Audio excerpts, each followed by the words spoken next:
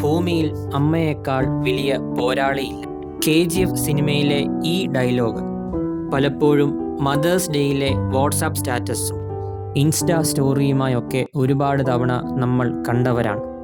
എന്നാൽ ഒരു യഥാർത്ഥ പോരാളിയായ ഒരു അമ്മ, ആ അമ്മയുടെ പോരാട്ട ജീവിത മൂലം ഇടുക്കി കമ്പിളികണ്ടത്ത് നിന്ന് ഫ്രാൻസിലെ വിവിധ സർവകലാശാലയിൽ സേവനം ചെയ്യുന്ന ബാബു എബ്രഹാം എന്ന കൽഭരണിയുടെ ജീവിതകഥയാണ് മാതൃഭൂമി ബുക്സ് പ്രസിദ്ധീകരിച്ച കമ്പിളികണ്ടത്തെ കൽഭരണികൾ എന്ന നോവൽ.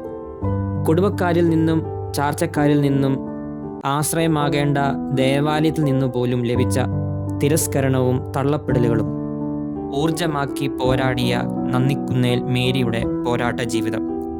ഭാര്യയുടെ ദൂഷ്യത മൂലമാണ് ഭർത്താവ് ഉപേക്ഷിച്ചു പോയത് എന്ന് വീട്ടുകാർ പറഞ്ഞപ്പോഴും കരുതലിൻ്റെ ഇടമാകേണ്ട ഇടയശ്രേഷ്ഠനിൽ നിന്ന് കാമാസക്തമായ ഇടപെടലുകൾ നടത്താൻ ശ്രമിച്ചപ്പോഴും ക്രിസ്തു ചാട്ടവാറെടുത്ത് ദേവാലയം ശുദ്ധീകരിച്ചതുപോലെ താൻ നിന്ന ഇടത്തെ ശുദ്ധീകരിച്ച തടസ്സങ്ങളോട് മല്ലടിച്ച് ഒടുവിൽ ക്യാൻസറിന് മുൻപിൽ പോലും തോൽക്കാൻ മടിയില്ലാതിരുന്ന നന്ദിക്കുന്നേലിൻ്റെ ഒരു ഝാൻസി റാണി.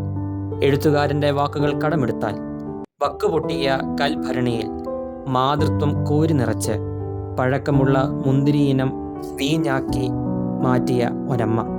അമ്മ അത് സ്നേഹമാണ്, ഊർജമാണ്, ബലമാണ്, പോരാട്ടത്തിൻ്റെ ആൾരൂപമാണ്.